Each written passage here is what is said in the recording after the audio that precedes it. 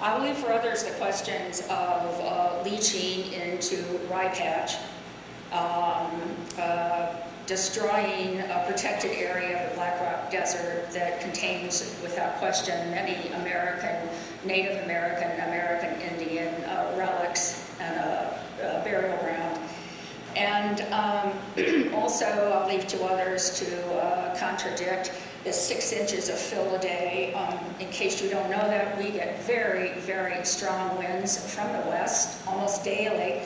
And 6 inches of cover a day would just be more to blow into Winnemucca. So having said that, I would like to ask a question about the kind of waste that you intend to bring here.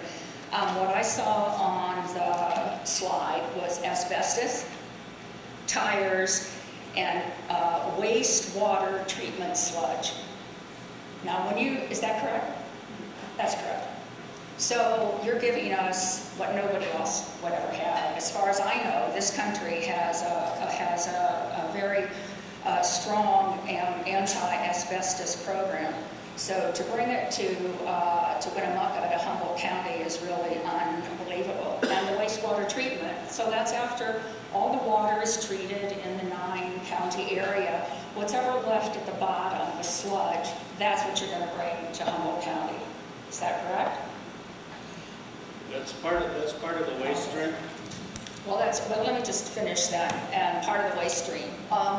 What I did not see on the chart was, I think when you say a landfill to the citizens of this county, we think of grass clippings and cardboard boxes and maybe some water bottles. But you're not going to bring any of that because that's all going to be recycled. What you're bringing is asbestos, tires, and wastewater treatment sludge.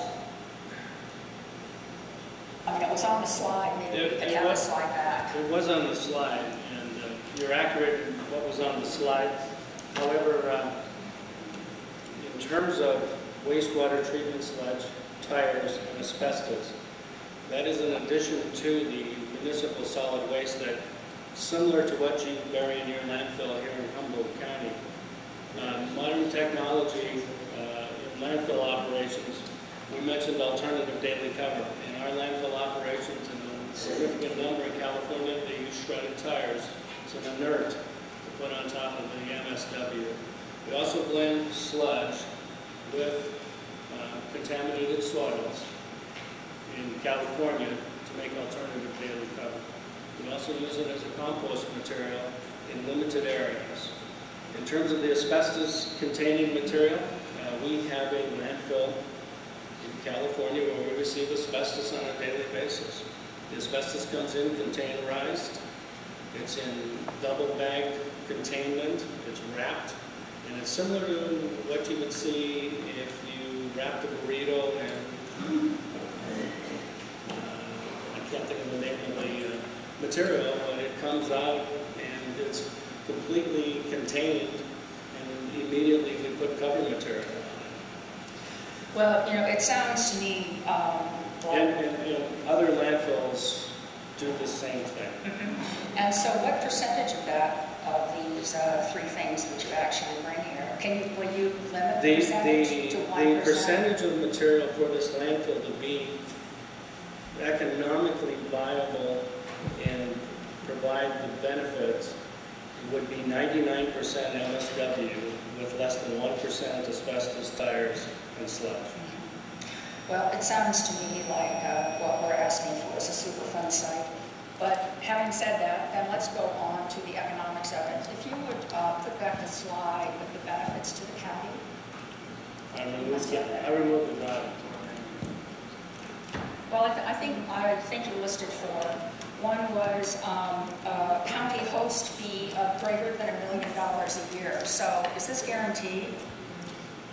It's guaranteed from the standpoint of, and let me explain in a little detail on host fees. Depending on the community, we have different types of host fees. Typically, the host fee is tied to the volume inbound. So as the material arrives, the host fee is charged. It's similar to what we do for closure and post-closure maintenance. We charge up front for that host fee. At the end of the month or a quarter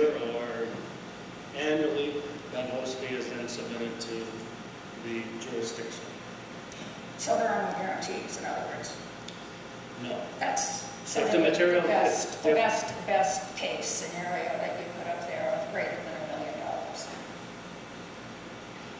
the greater than $1 million is our anticipation of 1 million ton per year at $1 a ton.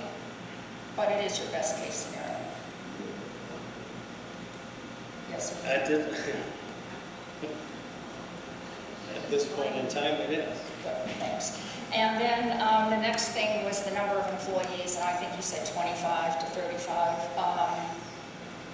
What is the data for that? And also, what is the data for these the pricing of the jobs? And you said you would give us what you hope to employ. Yes. Hope to employ. We have put together pro formas in order to build the feasibility in terms of what it would take for us to get into the marketplace and have this become a viable operating entity. Several of our finance folks have looked at different statistics for labor and benefits, and we've incorporated those costs into our pro formas.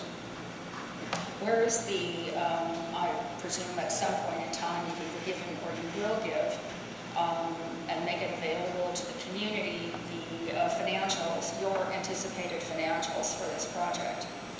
We have never provided our financials. We're a private company, and we do not provide our financials. For this project? We do not provide. Oh, so we don't have any idea really whether you're going to make $1 million a month and we're going to get $1. You won't give us any financials, is that right? So we just have to take your word for it.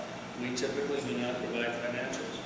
So, and you would not provide financials, is that right, for this project to this community?